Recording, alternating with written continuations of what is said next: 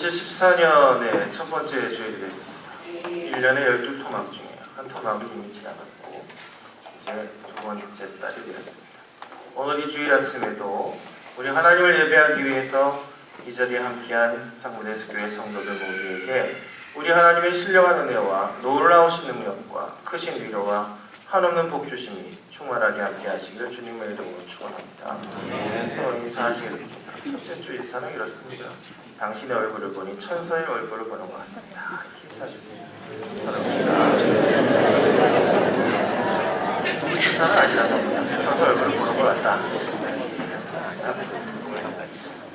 가슴에 한번 다시 하겠습니다. 하나님께서 보실 때 난 예수님 생명만으로 소중한 사람이다. 시작. 하나님께서 보실 때 나는 예수님 생명만으로 소중한 사람이다. 아멘. 이걸 역사를 똑바로 보시면서 하시겠네요. 네가 볼 때는 어쩔지 몰라도 하나님 볼 때 내가 소중한 사람이야. 이렇게 얘기해 주는 거. 지금 우리 모습이 아무리 좀 부족하고 죄된 옛성품이 언뜻언뜻 드러난다고 하더라도 이미 우리는 예수님의 피값 주어 사신 하나님의 소유가 된 백성들입니다.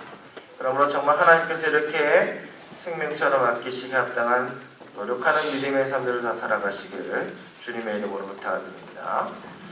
우리가 여러 번 강조했던 것처럼 구약에 나타난 모든 하나님 말씀은 예수 그리스도로 집중되어 있습니다.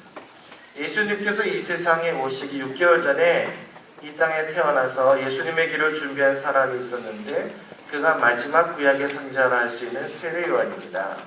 그래서 구약의 모든 예언자의 메시지는 세례 요한의 메시지하고 상통합니다.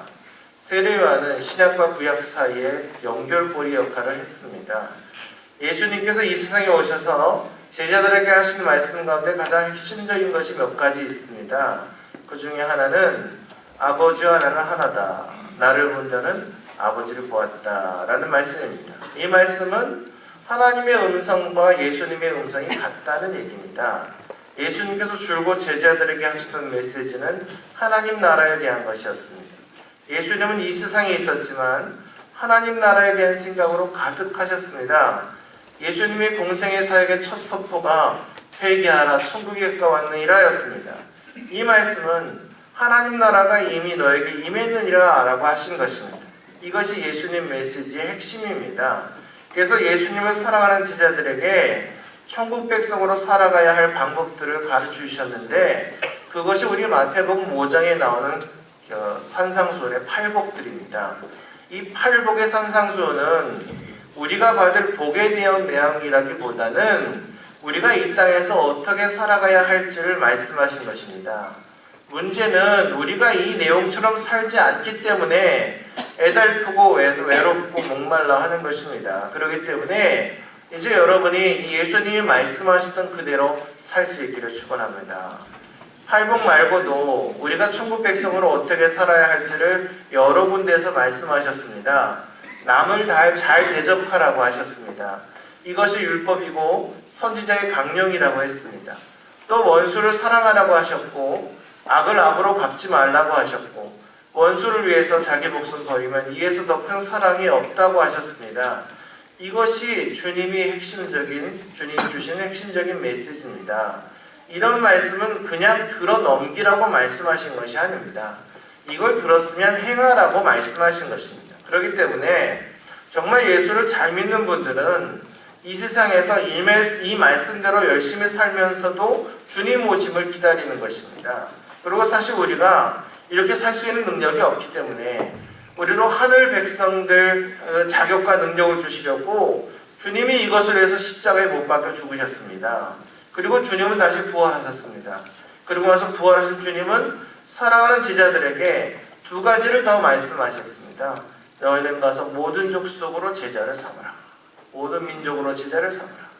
성령이 너에게 임하게 될 것이다. 권능을 받게 되고 예루살렘과 온 유대와 서만을 땅끝까지 이르러 내 증인이 되리라. 이렇게 말씀하셨습니다. 그리고 예수님 구름 타고 승천하셨습니다. 그런데 승천하기 전에 예수님이 마지막으로 하나 더 중요하게 얘기하셨는데 이것이 오늘 여러분과 제가 생각할 말씀입니다. 예루살렘을 떠나지 말고 내게 들은 바 아버지의 약속하신 것을 기다려라. 요한은 물로 세례를 베풀었으나 너희는 면단이 못되어 성령을 세례로 받으리라. 이렇게 얘기합니다. 사실 이것이 주님의 마지막 명령입니다. 이 말을 제자들이 다 들었지만 순종한 사람은 120명이었습니다. 하지만 사실 그 사람들이 이 말을 잘 이해하지 못했습니다. 이게 무슨 말인지 몰랐어요. 근데 중요한 것은 그럼에도 불구하고 잘 못 알아들었지만 순종하기로 결정했다는 것입니다. 그래서 그들은 예루살렘을 떠나지 않았습니다. 그럼 그들이 모여서 무슨 일을 했겠습니까? 우리는 여기서 사소한 것 하나를 배우게 됩니다. 여러분, 우리가 할 만한 것이 생각나지 않으면, 우리가 모여 특별히 할 게 생각이 없으면 기도하시기 바랍니다. 떠나지 말고 기다리라는 것까지는 이해할 수 있는데, 그럼 그 가운데 무엇을 해야 될지 제자들이 알지 못했습니다. 그래서 그때 한 곳에 모여 한 것이 뭐냐? 기도했습니다. 우리가 여기서 성령을 체험하기 위한 중요한 두 가지 비밀을 발견하게 됩니다. 그것은 순종과 기도라는 겁니다. 순종은 순종할 만해서 하는 것이 아닙니다. 그냥 말씀하셨기 때문에 하는 겁니다. 그럼 순종의 내용은 뭐냐? 기도입니다. 그들은 모여서 전심으로 기도했습니다. 여러분, 근데 이것이 그냥 우리에게 주어진 것이 아니고 우리가 예수 믿고 구원받은 인생이 되었을 때 이런 마음이 생깁니다. 하나님 말씀에 순종할 만한 마음이 우리 안에 생깁니다. 이게 좋은 성품입니다. 또 모여서 우리가 무엇을 할까? 기도할 만한 마음을 주시는 것입니다. 이게 주님 주시는 마음입니다. 그래서 그들이 모여서 순종했고 또 기도했습니다. 우리가 살다 보면 사실 내가 내 문제를 잘 모를 때가 있습니다. 근데 그렇다고 너무 신경 쓰지 않으셔도 됩니다.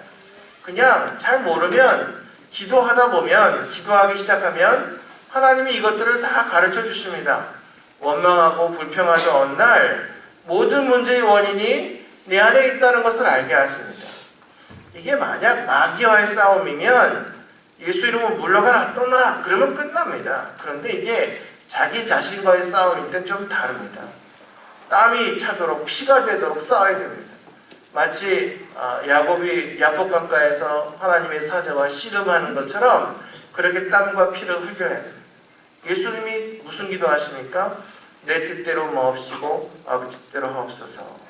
여러분, 마귀를 이기는 비결은 말씀이지만 자기를 꺾는 비결은 기도입니다. 기도하지 않고 자기를 이길 수 있는 사람은 없습니다. 우리가 기도하는 것 자체가 굉장히 겸손한 것입니다. 그래서 기도를 하면 할수록 오만하고 교만하고 원망하고 불평하던 마음이 점점 녹기 시작하는 것입니다. 그렇기 때문에 누가 좀 발견하고 누가 좀 문제를 일으키고 하더라도 그가 항상 기도의 자리에 나와 있으면 소망이 있습니다. 기다릴 필요가 있습니다. 그렇게 예수님의 제자들과 예수님 따랐던 사람들은 다락방에 모여서 말씀대로 순종을 했고 모여서 전심으로 기도했습니다. 이제 기도하는 도중에 성령의 음성이 한 사람에게 나타났습니다. 사도행전 1장 15절을 보면 베드로가 나타나서 여러 가지 얘기를 합니다. 하나는 사건의 해석에 대한 것이고 둘째는 부족한 것을 채우는 것이었습니다. 초대교회 공동체에서는 가룟 유다가 자살한 사건 때문에, 예수님 팔아먹고 자살한 사건 때문에 굉장히 뒤숭숭했습니다. 분위기가. 이걸 어떻게 해석해야 되느냐, 이것 때문에 헷갈렸습니다. 그때 성령께서 베드로에게 나타나서 음성을 들려주셨습니다. 그리고 유다는 제 길로 갔다라고 결론을 내립니다. 사람들이 그 말을 듣고 안심합니다. 그 다음은 이 죽은 유다의 자리를 채우는 것이었습니다. 성령이 임하기 전에는 하나님께서 부족한 것을 다 이렇게 채워주십니다. 여러분 안에 문제점들이 있으면 다 지적하고 들추십니다.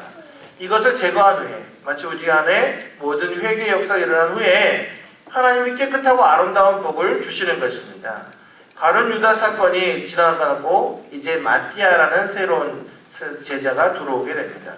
그런 다음에 오순절이 시작됩니다. 성령께서 오순절에 120명에게 임하기 시작합니다. 놀라운 일입니다. 근데 여기서 한 가지도 좀 더 깊이 생각할 것이 있습니다. 이전에도 성령님은 역사했다는 겁니다. 예수님이 탄생할 때도, 예수님이 세례받을 때도 성령이 역사했고, 베드로가 기도하는 중에 성령의 음성을 듣고 예언했습니다. 구약에는 하나님의 영이 그를 사로잡아서 능력 있게 역사하는 일들이 많이 나타납니다. 그런데 오순절에 성령이 임한 것하고는 조금 다릅니다. 예수님께서도 영원 전부터 계셨습니다. 말씀이신 예수 그리스도가 여인의 몸을 통해서 때가 참에 이 세상에 오셨습니다. 예수님께서는 이전에도 계셨지만 정식으로 공식으로 나사렛에 오신 예수님은 역사의 메시아로 오신 것입니다. 마찬가지로 과거에 성령님도 계셨습니다. 그러나 오순절에 오신 성령님은 예수님께서 승천하신 후에 공식적으로 오신 것입니다. 이게 큰 차이입니다. 이전까지는 개인에게는 올 수 있었습니다. 하지만 성령이 한 공동체에 공식적으로 온 것은 이것이 처음입니다. 이게 사도행전은 오순절 사건입니다. 그러면서 교회가 탄생합니다. 저는 오늘 여러분 개인에게도 성령이 임하시겠지만 지금 모든 분들에게 이 교회 가운데 성령이 임하시기를 축원합니다.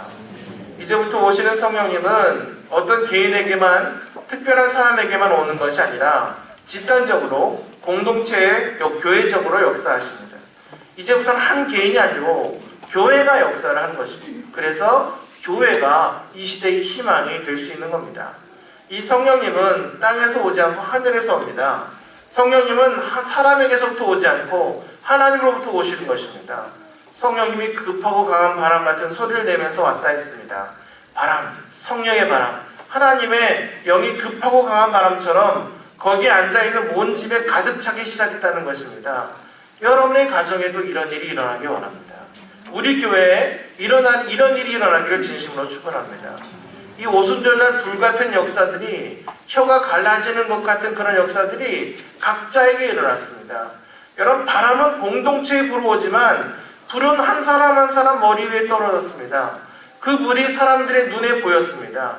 하박국 선지자는 그런 체험을 하면서 창자가 뒤집어졌다고 했습니다. 입술이 떨렸다고 했습니다. 하나님의 임재를 경험한 겁니다.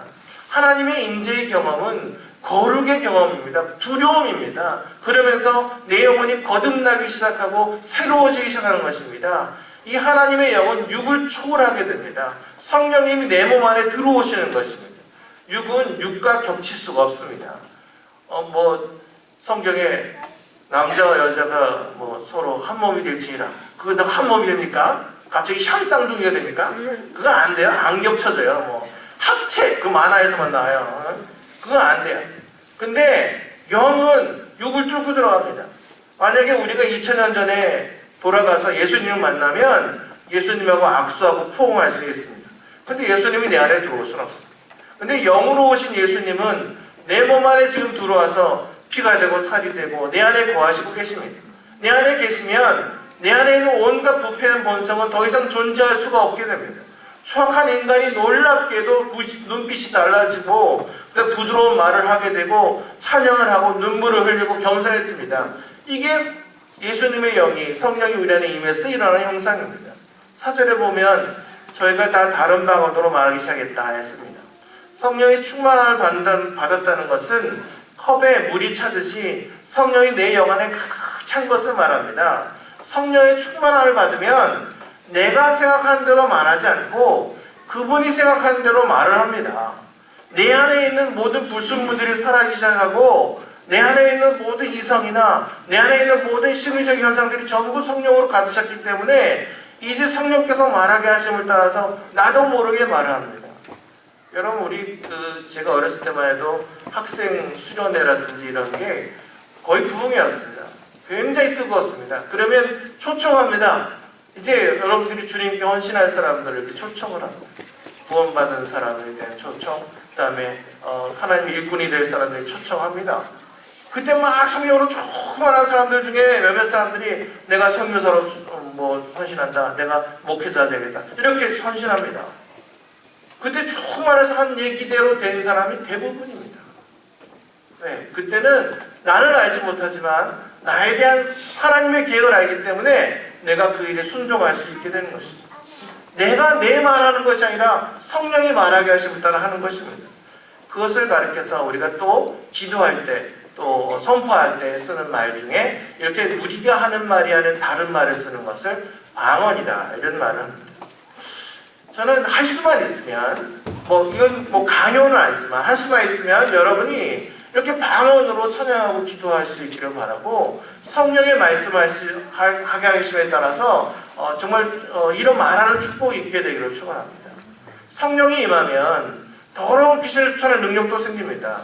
성령이 임한 사람은 귀신과 하나님의 역사를 구분할 수 있는 능력도 있습니다. 그리고 성령이 임하면 자기도 모르는 언어가 이렇게 막 나오는데 이것이 주님의 언어, 주님의 찬양, 주님의 생각입니다. 저는 오늘 여러분에게 이런 주님의 생각과 마음을 갖게 되는 놀라운 역사가 있기를 축원합니다. 주님에 대한 우선순위가 생겨야 됩니다. 성령이 충만하면 일반적인 언어가 특별한 언어로 바뀌기도 하는데 아까 얘기한 방언 같은 것들입니다. 이 특별 언어가 간혹 가다가 선교적 언어로 바뀔 때가 있습니다. 이건 우리가 알고 있는 방언보다 더 새로운 것입니다. 성령을 받은 사람은 혼자 주체할 수 없어 뛰쳐나가게 됩니다. 자기도 모르는 사이에 예수의 십자가와 부활을 성령께 생각하게 해주시기 때문에 그것을 그 입에 충만해서 막 내뱉게 되고 선포하게 되는 것입니다. 그래서 뜨거운 마음으로 얘기를 했는데 상대방이 그 말을 알아듣는 겁니다. 그 상대방이 우리말을 못하는 사람이어도 알아듣는 것입니다. 성경에 보면 그렇게 되지 않습니까? 자기 말로 얘기하고 있는데 각자 자기의 언어로 알아듣고 있습니다. 한 번은 서울의 목사님께서 주의 설교를 했는데 설교 끝나고 내려와서 이렇게 인사를 하는데 외국인이 와서 설교를 잘 들었다고 했답니다. 통역을 통해 들었냐? 아니랍니다. 그냥 들었답니다. 굉장히 놀라운 일 아닙니까? 통역이 없는데 그냥 목사님의 설교가 자기의 언어로 들린 것입니다. 또 한 번은 연세대 교수였던 한 분이 중국에서 1대1 이렇게 전도를 교육하러 갔는데 그 상대방을 한국 사람 못 만나고 중국 사람을 만났답니다. 근데 이분은 중국말을 못하는 분이었대요. 근데 이번 갔는데 어떡합니까? 그냥 대놓고 그냥 기도함으로 그냥 1대1 했대요. 웃기지 않습니까? 말도 안 되는 사람하고 1대1을 한 거예요. 이렇게 해갖고 선도를 이렇게 해라. 근데 그러고 나서 괜히 마음이 그래갖고 이 사람이 정말 제대로 알았는지 궁금해하고 따라가 봤답니다. 그래서 뒤에서 앉아서 들어보니까 자기네 교회 사람들이 얘기를 하는데 자기가 배운 거 자기한테 얘기한 걸 그대로 하더랍니다. 자기가 얘기한 걸 제대로 배운 거죠. 들은 것이죠. 이런 놀라운 일이 지금 우리의 사회에도 있습니다. 이런 일들이 초대교회에 일어난 겁니다. 이게 선교의 역사, 성령의 역사입니다. 여러분 예수님이 무리를 걸으셨던 거 기억하시죠? 예수님이 무리를 걸으니까 베드로가 너무 놀라서 처음에 유령이라고 합니다. 그랬다가 예수님이 이걸 확인하니까 베드로가 주님 나도 주님처럼 무리를 걷게 해달라고 말합니다. 그리고 베드로가 정신없이 무리를 뛰어들었습니다. 무리를 걸었습니다. 정신없이 주님을 바라보고 걸었습니다. 근데 너무 놀라서 현실로 돌아와 버렸습니다. 제정신을 차리니까 다시 물에 빠졌습니다. 그때 주님이 손 내밀어 베드로를 보내주지 않았습니다. 저는 여러분 이 사건이 굉장히 의미가 있는 것 같습니다. 여러분 인간이 어떻게 무리를 걷습니까? 물론 그 이론은 있습니다. 왼발을 딛고 왼발이 빠지기 전에 오른발을 딛고 오른발이 빠지기 전에 왼발을 딛고 이러면 무리를 걸을 수 있습니다. 근데 어떻게 해야 될지는 해보면 아시겠죠. 이 부패한 본성을 가진 인간이 사실은요 인간조차를 사랑할 수가 없습니다. 내가 나를 또 어떻게 사랑합니까? 나에 대한 여러분 자존감이 웬만큼 높아서는 자기 자신의 불만만 많은데 우리는 상처뿐인데 어떻게 남을 용서하고 사랑할 수 있습니까? 이거 불가능합니다. 그런데 성령이 오시면 주님께 사로잡히면 여러분 내가 그렇게 할 수 있는 겁니다. 이 부패한 본성을 가진 인간은 물이 뜰 수가 없죠. 할 수 있다고 하면 오만입니다. 그런데 주의 성령에 붙잡히면 전혀 생각하지 않아도 선택도 하고 결단도 합니다. 세상적으로 보면 바보 같고 어리석은 짓 같은데 그냥 그 길을 가는 겁니다. 베드로가 완전히 예수님으로 충만하니까 무리를 같이 걸었습니다. 근데 지정신을 차려버리니까 안 되는 겁니다. 바로 주님의 충만함이 빠지니까 물에 빠진 것입니다. 이제 성령을 받은 베드로가 열한 사도와 같이 서서 소리 높여 외쳤습니다. 오늘 보면 17절에 보면 하나님 말씀하시기를 말세에 내가 내 영을 모든 육체에 부어주시겠다 말씀합니다. 성령이 부어주면 너희 자녀들은 예언을 하게 될 것이고 너희 젊은이들은 환상을 보게 될 것이고 너희 늙은이들은 꿈을 꾸게 될 것이다 라고 합니다. 오늘 60세, 70세 된 할머니, 할아버지들도 꿈을 갖게 될 수 있다는 얘기입니다. 무덤에 들어갈 생각을 하는 게 아니고 다시 천국 갈 꿈을 갖게 된다. 이렇게 얘기하는 겁니다. 우리의 어린아이들은 예언하게 될 것이고 우리의 젊은이들은 방황하지 않고 환상과 비전을 갖고 살게 될 것이고 늙은이들은 다시 새로워질 것이다. 이렇게 말하는 것입니다. 세상의 부전과 부패와 혼돈과 절망과 상관없이 성령 받은 사람들, 성령 받은 교회들은 계속 부흥할 것이고 기적을 계속 만들어낼 것이고 축복을 계속 이어갈 줄로 믿습니다. 그리스도의 특징은 성령 충만입니다. 교회의 특징도 성령 충만입니다. 교회와 그리스도인들은 시대와 인종과 언어와 문화와 지식과 남녀노소를 초월해서 역사합니다. 성령 안에서는 온 세계가 하나입니다. 온 민족이 하나가 됩니다. 온 언어가 하나고 문화가 하나가 됩니다. 물이 바다를 덮은 같이 하나님의 영광이 온 세계를 열방을 덮게 될 것입니다. 이것이 교회입니다. 저는 사도행전에 있던 그 교회가 2000년이 지난 지금 교회가 똑같은 교회일 것이라고 믿습니다. 저는 교회가 이미 세상에 충만하게 되고 있을 때 소명받고 목사가 되었습니다. 더 이상 개척교회가 소망이 없을 것 같은 시대에 목사로 살고 있습니다. 하지만 제 안에 지금 제가 군을 나중에 나가면 무슨 교회를 어떻게 할 수 있을지 누가 나를 부를지 알 수 없지만 이 사도행정적인 교회가 심령 속에 계속 살아있습니다. 그런 교회를 이 땅에서 계속 실현하고픈 소망이 이 안에 있습니다. 그 교회에 대한 꿈이 아직도 꿈틀거리고 있습니다. 우리 교회가 더 주님의 마음에 맞게 더 성령님의 역사하신 그런 교회가 되었으면 정말로 좋겠습니다. 사실 여러분 숫자는 중요하지 않습니다. 만약 우리가 주님의 명령에 순종하지 않으면 우리가 아무리 많은 숫자를 갖고 있어도 주님이 다 흩으실 것입니다. 선교하지 않으면 교회는 흩어지게 되어 있습니다. 사도행전은 2000년 전에 초대교회에 있었던 이야기를 기록한 것인데 이것을 보면 이 모습이 그대로 우리들 교회 안에 지금 있습니다. 우리 만남 속에 우리 선교들 속에 있습니다. 여러분 어떻게 우리 같은 나 같은 사람이 목사가 되겠습니까? 좀 기적이라고 생각합니다. 전 문제가 참 많은 사람입니다. 제가 상금대교회 목회를 하고 있는 것 이게 하나님의 은혜고 제가 오늘 이 시간에 여기 어떻게 있을까 너무나 기적과 같은 일이라고 생각합니다. 여러분 우리는 건강 있는 사람이 아닙니다. 좋은 마음이 있는 사람들이 아닙니다. 근데 하나님이 그렇게 만드시는 것입니다. 이것이 교회고 성령의 역사인 것입니다. 사도행전을 보면 재미있는 게 있습니다. 예수님 당시 때까지만 해도 안식일 문제 때문에 싸웁니다. 예수님이 이것 때문에 얼마나 많은 고통을 당했는지 모릅니다. 그런데 사도행전에 들어오면 안식일 논쟁이 없어져 버립니다. 얘기의 요점이 이런 겁니다. 예수님 당시에는 안식일이 굉장히 중요한 논쟁이었는데 오순절에 성령이 임한 뒤로는 안식일을 가지고 논쟁을 하지 않습니다. 안식일은 우리도 말하면 지금 주일이라고 할 수 있겠습니다. 주일은 성령 받은 사람들이 모여서 서영 공부하고 서로 교제하고 떡을 떼고 기도하고 기적이 일어나는 것 물고는 성경 통용하는 그런 날입니다. 구약의 안식일처럼 지키는 게 주일이 아닙니다. 그냥 그 날을 지키는 것 이게 주일이 아닙니다. 그래서 주일은 여러분 축제처럼 지내셔야 합니다. 그래서 제일 어리석고 손해보는 사람 주일에 예배만 보고 가는 사람입니다.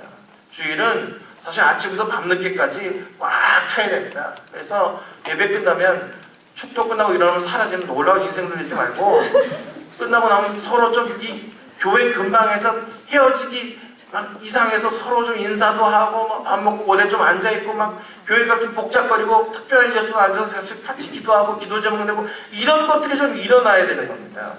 그래야 예배 보고 또 주일날 하나님 만난 놀라운 일들을 우리가 서로 나누는 역사가 일어나는 것입니다.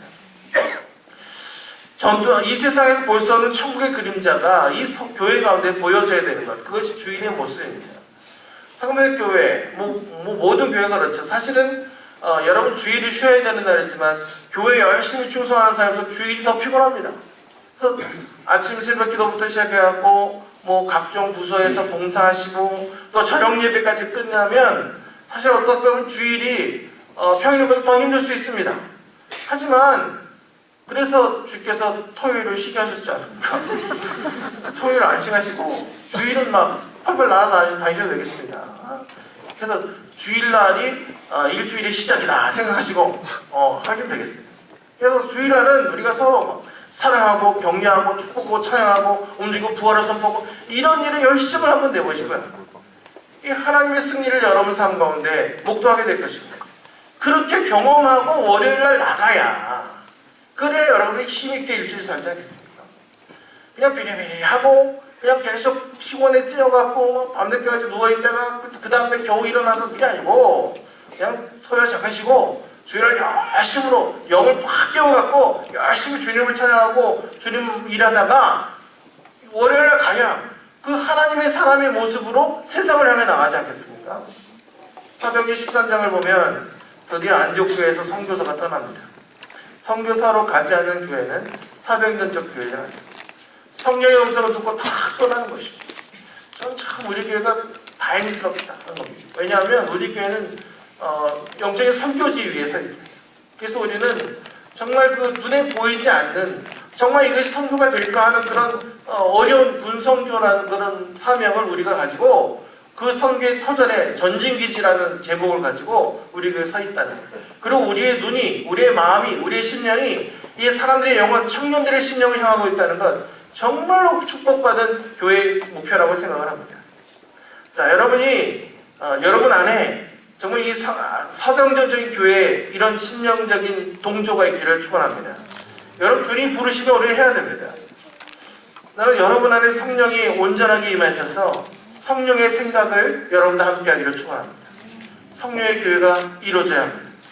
여러분의 가정도 성령의 가정이 되시길 바랍니다. 내 일생을 어떻게 살 것인가? 돈을 어떻게 쓸 것인가? 무엇을 위해 살 것인가? 이것을 구체적으로 듣는 것이 성령 음성 듣기입니다. 성령님께서 나를 내가 어떻게 살기를 원하시고 나에게 주신 이 재물을 어떻게 쓰기를 원하시고 내게 있는 이 은사를 가지고 어떻게 살기를 원하시는가? 이걸 찬찬히 듣는 것, 이거 성령의 음성 듣는 것입니다. 여러분 너무 이상한 거 기대하지 마십시오. 누가 머리 눌러주고 내가 뭐 보인다 이런 거 생각하지 마십시오.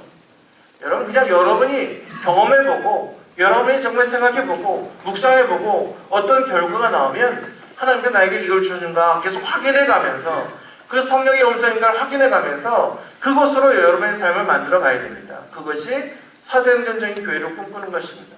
성령이 말씀하시는 대로 가는 삶, 성령이 인도하시는 대로 이끌어가는 삶, 그것이 바로 사도행전적인 삶을 사는 성도들의 삶입니다. 그런 삶이 세상을 변화시키는 것입니다. 여기에 성령님의 음성이 있는 것입니다. 저는 이런 성령의 음성을 풍성하게 듣는 우리 상무대교 성도 여러분 모두가 되기를 주님의 이름으로 축원합니다. 기도하겠습니다. 한 1분 동안 함께 기도하겠습니다. 기도할 때 주님께서 우리에게 역사하셔서 정말 우리 가운데 정말 성령의 음성에